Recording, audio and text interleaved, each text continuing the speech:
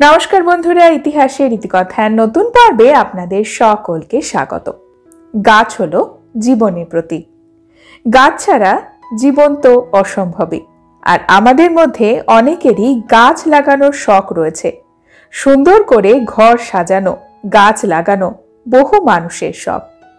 আমাদের সনাতন ধর্মে বলা হয় বেশ কিছু গাছ রয়েছে যেগুলি ধর্মীয় শাস্ত্র অনুসারে, জ্যোতিষ শাস্ত্র অনুসারে অত্যন্ত পবিত্র। বহু গাছ রয়েছে যেগুলি মা লক্ষ্মীর আশীর্বাদ আমাদের জীবনে আনতে পারে। এই গাছগুলি যদি আপনার বাড়িতে থাকে, আপনার জীবনকে তো সুন্দর করবেই, তার সাথে সাথে আর্থিক দিক থেকেও আপনার জীবন ভরে উঠবে। আসুন বন্ধুরা, আজকের পর্বে আমরা জেনে নিই আপনার বাড়িতে যে 5টি গাছ আপনার জীবনে সমৃদ্ধি নিয়ে আসতে পারে, মা লক্ষ্মীর আশীর্বাদ তার সাথে থাকবে।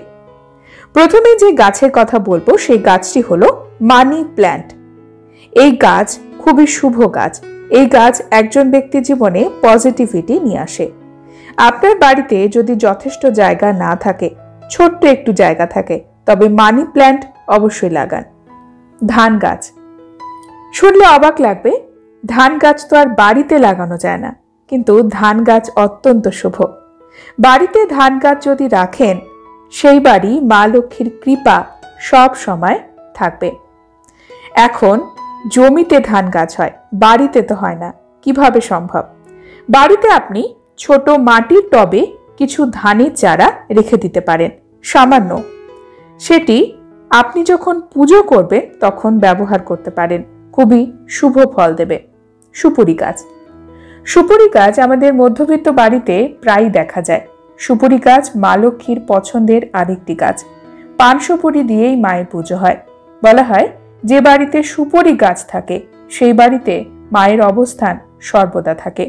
কলা গাছ, কলা গাছও আমাদের হিন্দু ধর্মে খুব শুভ গাছ।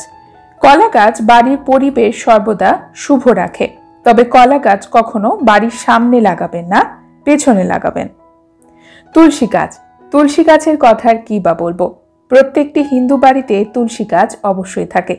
তুলসী গাছের যত্ন নেবেন, তুলসী গাছে জল নেবেন, সন্ধ্যা প্রদীপ জ্বালাবেন এবং সব সময় পবিত্র রাখবেন। আপনার সংসার ধনধান্যে পূর্ণ থাকবে।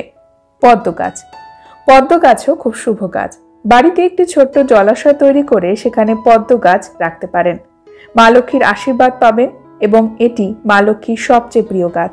নারকেল গাছ, নারকেল গাছ বাড়িতে রাখা খুবই শুভ। ডাব বা নারকেল আমাদের প্রায় সব পুজোতেই ব্যবহার হয়। এই গাছ বাড়িতে থাকলে মা লক্ষ্মীর কৃপায় ধন সম্পদ ভরে উঠবে আপনার গৃহ।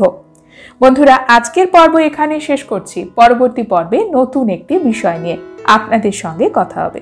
ততক্ষণ সকলে সুস্থ থাকুন, ভালো থাকুন, আর পুরো ভিডিওটি দেখার জন্য আপনাদের অসংখ্য অসংখ্য ধন্যবাদ।